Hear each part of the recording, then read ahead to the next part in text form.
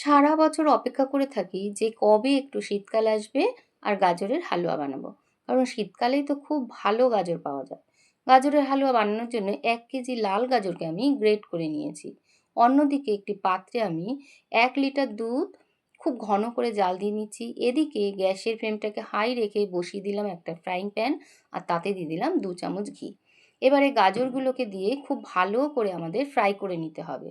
গাজর যদি ভালো করে ফ্রাই করা না হয় তাহলে গাজরের থেকে কিন্তু একটা কাঁচা গন্ধ আসবে।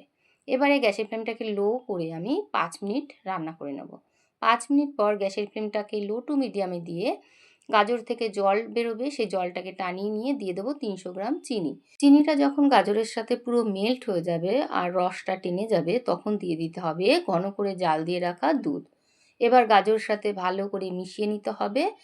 আর দিয়ে দিচ্ছি কিছু ফ্রুটস যেরকম কাজু, আমন্ড আর কিশমিশ।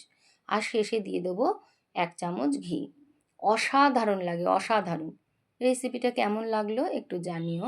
ভালো লাগলে একটা লাইক আর শেয়ার করে দিও। আর আমার চ্যানেলটিকে সাবস্ক্রাইব করে আমার পাশে থেকো।